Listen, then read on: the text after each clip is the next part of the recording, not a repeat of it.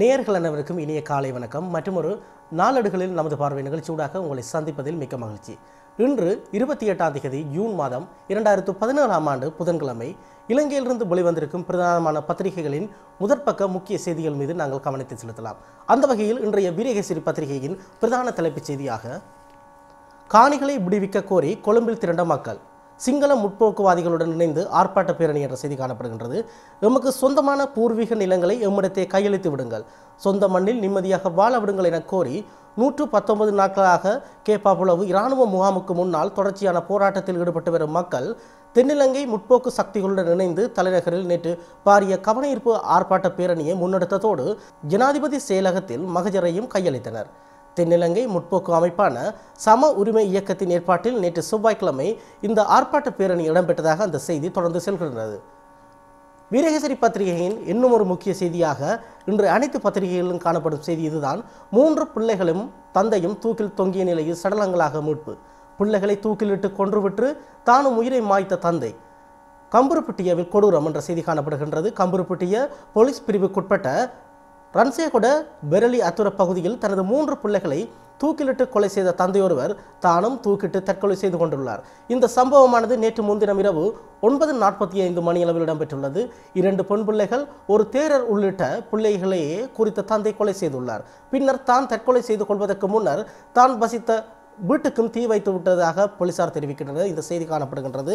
அதேபோல மற்றொரு செய்தியாக வீரகேசரி பத்திரிகையில், வடமாகாண கல்வி அமைச்சராக யாரும் நியமிக்கப்படவில்லை, முதலமைச்சர் விக்னேஸ்வரன் தெரிவிப்பு என்ற செய்தி காணப்படுகின்றது. வடமாகாண கல்வி அமைச்சராக யாரும் இதுவரையில் நியமிக்கப்படவில்லை என வடமாகாண முதலமைச்சர் சி.வி. விக்னேஸ்வரன் தெரிவித்திருக்கின்றார். அமைச்சரை நியமிக்கும் அதிகாரம் தனக்கு உள்ளதாகவும் உரிய நேரத்தில் நியமனங்கள் இடம்பெறும் எனவும் குறிப்பிட்டுள்ளதாக அந்த செய்தி காணப்படுகின்றது. ஏற்கனவே நேற்று செய்தி வந்திருந்தது. வடமாகாண கல்வி அமைச்சராக தமிழரசு கட்சியால் இமானுவேல் ஆனல்ட் பிரேரிக்கப்பட்ட நிலையில் இன்று இந்த செய்தி வந்திருக்கின்றது. இவை இன்றைய வீரகேசரி பத்திரிகையின் முதற்பக்க செய்திகள். அடுத்ததாக நாங்கள் இன்று வெளிவந்திருக்கும் தினக்குரல் பத்திரிகையின் மீது கவனத்தை செலுத்தலாம். அந்த வகையில் தினக்குரல் பத்திரிகையின் பிரதான தலைப்புச் செய்தியாக, அரச மருத்துவ அதிகாரிகள் சங்கத்துடன் சைட்டம் குறித்து அரசு பேசாது, அமைச்சரவையில் தீர்மானம் என்ற செய்தி காணப்படுகின்றது. சைட்டம் விவகாரம் தொடர்பான போராட்டங்கள் தீவிரமடைந்து வரும் நிலையில் அதற்கு தீர்வு காணும் வகையில் நேற்று செவ்வாய்க்கிழமை அமைச்சரவை கூட்டத்தில் அரசாங்கத்தினால் தீர்மானங்கள் சில மேற்கொள்ளப்பட்டு நிறைவேற்றப்பட்டுள்ளன என அந்த செய்தி தொடர்ந்து செல்கின்றது. அதேபோல மற்றொரு செய்தியாக, கட்டமிடப்பட்ட செய்தியாக, புதிய இராணுவ தளபதி யார், புதிய இராணுவ தளபதியின் நியமனம் தொடர்பான அறிவிப்பு ஜனாதிபதி செயலகத்தில் இருந்து வெளியாகலாம் என்று எதிர்பார்க்கப்படுகின்றது. மேஜர் ஜெனரல் மகேஷ் பிரேராவா, மேஜர் ஜெனரல் பொனிஸ்பஸ் பிரேராவா அடுத்த தளபதி என்ற கேள்வி எழுந்துள்ளது. கூட்டுப்படைகளின் தளபதியாக பணியாற்றிய ஏர் மார்ஷல் ஹோலித குணதிலக கடந்த ஜூன் மாதம் 15ஆம் தேதியுடன் ஓய்வு பெற்ற நிலையில் இந்த புதிய இராணுவ தளபதி யார் என்ற கேள்வி எழுந்திருப்பதாக அந்த செய்தி தொடர்ந்து செல்கின்றது. அதேபோல மற்றொரு செய்தியாக, வடக்கு அமைச்சர்கள் நியமனம் சம்பந்தன் விக்கி விரைவில் சந்திப்பு என்ற செய்தி காணப்படுகின்றது. வடமாகாண விவசாய மற்றும் கல்வி அமைச்சர் பதவிகள் தொடர்பில் தமிழ் தேசிய கூட்டமைப்பின் கட்சி தலைவர்கள், வடக்கு முதல்வர் சி.வி. விக்னேஸ்வரன் மற்றும் எதிர்க்கட்சி தலைவர் இரா சம்பந்தன் ஆகியோருடன் விரைவில் ஒரு சந்திப்பொன்றை நடத்த உள்ளதாக அந்த செய்தி தொடர்ந்து செல்கின்றது. இவைதான் இன்றைய தினக்குரல் பத்திரிகையின் முதற் பக்கத்தில் இடம்பெற்றிருக்கும் முக்கியமான செய்திகள். நாங்கள் தொடர்ந்து இன்றைய சுடரொளி பத்திரிகையின் முதற் பக்கத்தில் கவனத்தை செலுத்தலாம். அந்த வகையில் சுடரொளியின் பிரதான தலைப்பு செய்தியாக, சைட்டம் தொடர்பில் வட்டமேசை மாநாடு, நெவில் பெர்னாண்டோ வைத்தியசாலையை அரசுடைமையாக்க அமைச்சரவை அங்கீகாரம் என்ற செய்தி காணப்படுகின்றது. சைட்டம் எனப்படும் மாலபே தனியார் மருத்துவக் கல்லூரி தொடர்பில் சகல தரப்பினருடனும் கலந்துரையாடி இறுதி தீர்மானம் ஒன்றை எடுக்க ஜனாதிபதி மைத்திரிபால சிறிசேன விரைவில் வட்டமேசை மாநாடு ஒன்றை நடத்த உள்ளதாக அறிய முடிகின்றது என அந்த செய்தி தொடர்ந்து செல்கின்றது. அதேபோல மற்றொரு செய்தியாக, கட்டமிடப்பட்ட செய்தியாக சுடரொளியில், மாகாண சபை தேர்தல் எப்போது, அக்டோபர் 2 அறிவிப்பு என்ற செய்தி காணப்படுகின்றது. செப்டம்பர் மற்றும் அக்டோபர் ஆயுட்காலம் முடிவடையும் மாகாண சபைகளுக்கு தேர்தல் நடத்துவதற்கான அறிவிப்பு அக்டோபர் 2ஆம் தேதி வெளியிடப்படும் என தேர்தல் ஆணைக்குழுவின் ஆணையாளர் மஹிந்த தேசப்பிரிய நேற்று தெரிவித்தார். தேர்தல் ஆணையகத்தில் நேற்று முற்பகல் நடைபெற்ற ஊடகவியலாளர் சந்திப்பில் கலந்து கொண்டு உரையாற்றும் போதே அவர் இந்த விடயத்தை தெரிவித்திருக்கின்றார். அதேபோல இன்று சுடரொளியில் மற்றொரு செய்தியாக, வித்தியா கொலை வழக்கு ட்ரையல் அட் பார் முறையில் இன்று முதல் 6 நாட்கள் தொடர் விசாரணை என்ற செய்தி காணப்படுகின்றது. பாலியல் வன்கொடுமையின் பின்னர் படுகொலை செய்யப்பட்ட புங்குடுதீவு மாணவி வித்தியா தொடர்பில் ட்ரையல் அட் பார் முறையில் இன்று முதல் 6 நாட்களுக்கு தொடர் விசாரணைகள் நடத்தப்பட உள்ளது. பிரதம நீதியரசர் பிரியசத் டெப்பால் நியமிக்கப்பட்ட மேல் நீதிமன்ற நீதிபதிகள் 3 அடங்கிய குழு முன்னிலையில் யாழ் மேல் நீதிமன்றத்தில் இந்த விசாரணைகள் முன்னெடுக்கப்பட உள்ளதாக அந்த செய்தி தொடர்ந்து செல்கின்றது. அதேபோல் நாங்கள் இன்று அடுத்ததாக இன்று வெளியாகி இருக்கும் லங்காதீப பத்திரிகையின் பிரதான தலைப்பு செய்தி மீது கவனத்தை செலுத்தலாம். கம்பருப்பட்டிய அபிரஹஸ் மரண ஹதரக் தருத்திதேனா எல்லா மரா பியாத் எல்லி மெரிலா என்ற செய்தி காணப்படுகின்றது. நாங்கள் ஏற்கனவே வீரகேசரி பத்திரிகையிலும் இன்று அனைத்து பத்திரிகைகளும் வெளியாகி இருப்பதாக கூறப்பட்ட அந்த 3 பிள்ளைகளும் தந்தையின் தூக்கில் தொங்கிய நிலையில் சடலங்களாக மீட்பு என்ற அந்த செய்தியே இன்றைய லங்காதீப பத்திரிகையின் பிரதான தலைப்பு செய்தியாக காணப்படுகின்றது.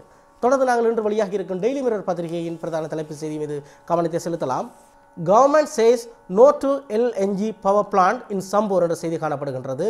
அதாவது சம்பூரிலே திரவ இயற்கை எரிவாயுவை பயன்படுத்தி அமைக்கிருந்த மின் நிலையம் அந்த திட்டத்தை அரசாங்கம் கைவிடுவதாகவும் அதற்கு பதிலாக இயற்கையிலிருந்து கிடைக்கும் சூரிய ஒளியை பயன்படுத்தி ஒரு மின் உற்பத்தி நிலையத்தை அங்கு அமைக்க இருப்பதாகவும் அரசாங்கம் தெரிவித்திருப்பதாக அந்த செய்தி தொடர்ந்து காணப்படுகின்றது. இவைதான் இன்று இலங்கையிலிருந்து வெளியாகி இருக்கும் பிரதான பத்திரிகைகளின் முக்கிய முதற்பக்க செய்திகள். நாங்கள் தொடர்ந்தும் இன்று வெளியாகி இருக்கும் தமிழ் பத்திரிகைகளின் ஆசிரியர் தலையங்கத்தின் மீது எங்களது கவனத்தை செலுத்தலாம். வீரகேசரி பத்திரிகையின் ஆசிரியர் தலையங்கமானது சைட்டம் விவகாரத்துக்கு விரைந்து பொருத்தமான தீர்வை காணுங்கள் என்ற தலைப்பின் கீழ் தீட்டப்பட்டிருக்கின்றது. சைட்டம் விவகாரமானது அண்மைய காலங்களில் பாரிய அளவில் ஒரு முடிவின்றி தொடரும் ஒரு பிரச்சனையாக மாறிக்கொண்டிருக்கையில் இந்த ஆசிரியர் தலையங்கம் தீட்டப்பட்டிருக்கின்றது. சைட்டம் தனியார் மருத்துவக் கல்லூரி விவகாரம் தொடர்ந்தும் தீர்வு காணப்படாத நிலையில் பாரிய சிக்கல்களை தோற்றுவிப்பதாகவும் பொதுமக்களின் வாழ்க்கையில் இயல்பு நிலையை பாதிப்பதாகவும் நீடித்து வருகின்றது. சைட்டம் தனியார் மருத்துவக் கல்லூரி விவகாரம் காரணமாக நாட்டில் தொடர்ச்சியாக ஆர்ப்பாட்டங்களும் போராட்டங்களும் நடைபெற்று வருவதுடன் சுகாதாரத்துறையில் வேலைநிறுத்த போராட்டங்களும் மேற்கொள்ளப்பட்டு வருகின்றன. இவ்வாறான தொடர் ஆர்ப்பாட்டங்கள் மற்றும் போராட்டங்கள் காரணமாகவே பொதுமக்கள் பாரிய அசௌகரியங்களை எதிர்கொண்டு வருகின்றனர். சைட்டம் தனியார் மருத்துவக் கல்லூரி கடந்த மஹிந்த ராஜபக்ஷ காலத்திலேயே உருவாக்கப்பட்டது.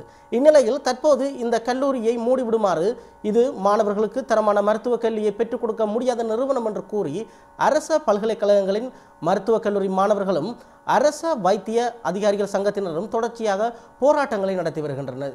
இதுவரை சுமார் 500 மாணவர்கள் அளவில் இந்த மருத்துவக் கல்லூரியில் கல்வி பயின்று பட்டத்தினை பெறுவதற்கு எதிர்பார்த்து காத்திருக்கின்றனர். இந்த நிலையிலேயே இவ்வாறு போராட்டங்கள் இடம்பெற்று வருகின்றது. அது தொடர்பான செய்தியை தாங்கியதாக இன்றைய வீரகேசரி பத்திரிகையின் ஆசிரியர் தலையங்கம் காணப்படுகின்றது. நாங்கள் தொடர்ந்தும் இன்றைய தினக்குரல் பத்திரிகையின் ஆசிரியர் தலையங்கத்தின் மீது கவனத்தை செலுத்தலாம்.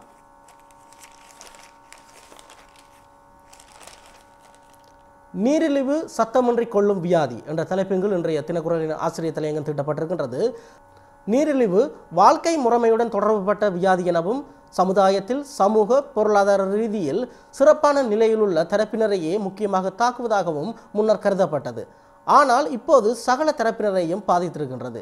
இலங்கையில் சுமார் 40 லட்சம் பேர் நீரிழிவால் பிடிக்கப்பட்டிருக்கின்றனர் என இலங்கை நீரிழிவு சங்கத்தின் புள்ளி விவரங்கள் வெளிப்படுத்துகின்றன. அதேவேளை உலக சனத்தொகையில் சுமார் 5 பகுதி நீரிழிவு நோயாளர்கள் தென்கிழக்காசிய பிராந்தியத்தில் இருப்பதாகவும் இந்த சங்கம் தெரிவித்திருக்கின்றது.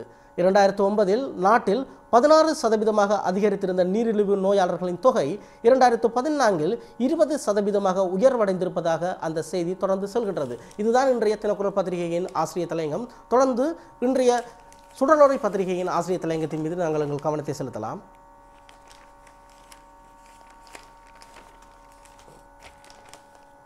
போதையை ஒழிக்க ஒன்றிணைவோம் என்ற தலையங்கத்தின் அந்த ஆசிரியர் தலையங்கம் தீட்டப்பட்டிருக்கின்றது. ஆனி மாதம் 26ஆம் தேதி உலக போதைப் பொருள் ஒழிப்பு தினம். அத்தோடு ஆள் கடத்தலுக்கு எதிரான தினமும் கூட. போருக்கு பின்னரான காலப்பகுதியில் தமிழ் பேசும் மக்கள் வாழும் வடக்கு கிழக்கு மாகாணங்களில் எழுந்த மிக பெரும் சமூக பிரச்சினை போதைப் பொருளின் தாக்கம். போர் நடந்து கொண்டிருந்த காலங்களில் இறுக்கமான பொருளாதார தடைகளும் இராணுவ சோதனைகளும் இருந்த காரணத்தினாலும் போதைப் பொருள் விற்பது போன்ற குற்றங்களுக்கு விடுதலை புலிகள் அதி உச்ச தண்டனை வழங்குவார்கள் என்ற அச்சம் காரணமாகவும் போதைப் பொருள் பாவனை மிக மிக குறைவாக இருந்தது அல்லது இல்லாமலே இருந்தது. ஆனால் போரின் பின்னரான காலத்தில் பாதிக்கப்பட்டிருந்த மக்கள் மத்தியில் திடீரென ஊடுருவி பரவியது இந்த பழக்கம்.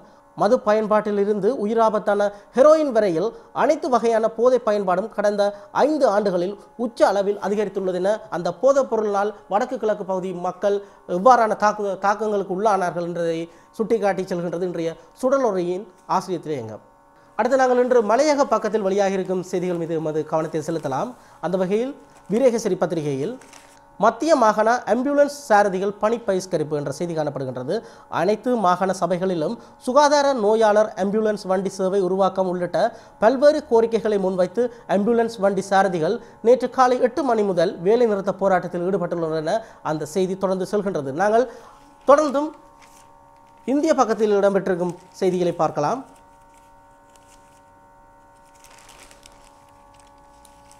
அந்த வகையில் இன்றைய வீரகேசரி பத்திரிகையில் வேரறுப்போம் என்ற தலையங்கத்தின் கீழ் ஒரு செய்தி காணப்படுகின்றது.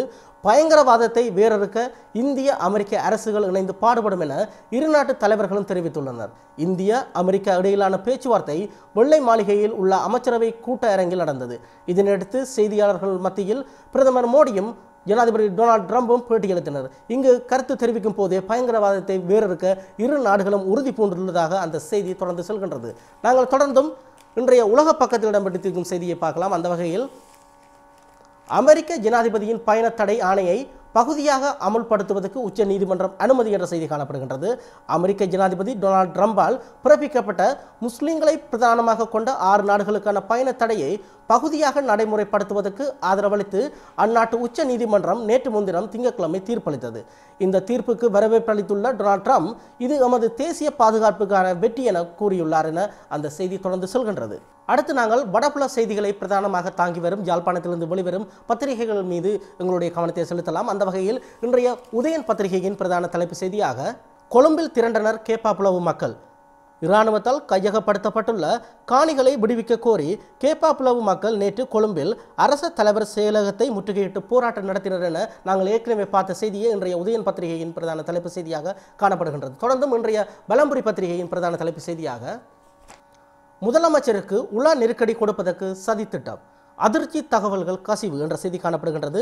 வடக்கு மாகாண முதலமைச்சருக்கு உள ரீதியாக நெருக்கடியை கொடுப்பதற்கு தமிழரசு கட்சியில் இருக்கக்கூடிய சிலர் சதித்திட்டம் தீட்டியுள்ளதாக தகவல்கள் கசிந்துள்ளதாக அந்த செய்தி தொடர்ந்து செல்கின்றது. நாங்கள் அடுத்ததாக இன்று வெளியாக இருக்கும் காலை கதிர் பத்திரிகை மீது எமது கவனத்தை செலுத்தலாம். காலை கதிரின் பிரதான தலைப்பு செய்தியாக தற்காலிகமாக இருவருக்கு நாளை அமைச்சு பதவி, அனந்தி சர்வேசனுக்கு பெரும்பாலும் வழங்கப்படும் என அந்த செய்தி தொடர்ந்து செல்கின்றது. ஏற்கனவே வடமாகாண சபையின் 2 அமைச்சர்கள் பதவி விலகியுள்ளனர். அந்த 2 அமைச்சர்களுக்கும் பதிலாக அனந்தி மற்றும் சர்வேசன் ஆகியோர் நியமிக்கப்படலாம் என்ற செய்தியை தாங்கியதாக இன்றைய காலை கதிர் பத்திரிகையின் பிரதான தலைப்பு செய்தி வந்திருக்கின்றது. தொடர்ந்து நாங்கள் இன்று வெளியாகி இருக்கும் பத்திரிகைகளின் கேலி சித்திரங்களின் பக்கம் எமது கவனத்தை செலுத்தலாம். அந்த வகையில் இன்று வெளியாகி இருக்கும் வீரகேசரி பத்திரிகையின் கேலி சித்திரமானது தபால் ஊழியர்கள் நாடளாவிய ரீதியில் போராட்டத்தை முன்னெடுத்து வரும் நிலையில் இலங்கையானது தபால் அந்த சித்திரம் சித்தரிக்கப்பட்டிருக்கின்றது. தபால்கள் குவிந்திருக்கின்றன, முழு இலங்கையும் அழுது கொண்டிருப்பதாக அல்லது கவலைப்பட்டு கொண்டிருப்பதாக அந்த கேலி சித்திரம் தீட்டப்பட்டிருக்கின்றது. ஏனெனில் பல்வேறு பல்கலைக்கழக அனுமதி, அதே போல் பல்கலைக்கழக மாணவர்களுக்கான மகாபல உள்ளிட்ட பல்வேறு செய்திகளை தாங்கிய அந்த கடிதங்கள் தேங்கி கிடப்பதால் மாணவர்கள் அதே போல பொதுமக்கள் பல்வேறு நெருக்கடிகளை எதிர்நோக்கிப்பதாக நேற்று செய்தி வெளியாகியிருந்தது. அதை சித்தரிக்கும் முகமாகவே இந்த கேலி சித்திரம் இன்றைய வீரகேசரி பத்திரிகையில் இடம் பிடித்திருக்கின்றது. தொடர்ந்து நாங்கள் இன்றைய தினக்குரல் பத்திரிகையில் இடம் பிடித்திருக்கும் கேலி சித்திரத்தின் மீது நமது கவனத்தை செலுத்தலாம்.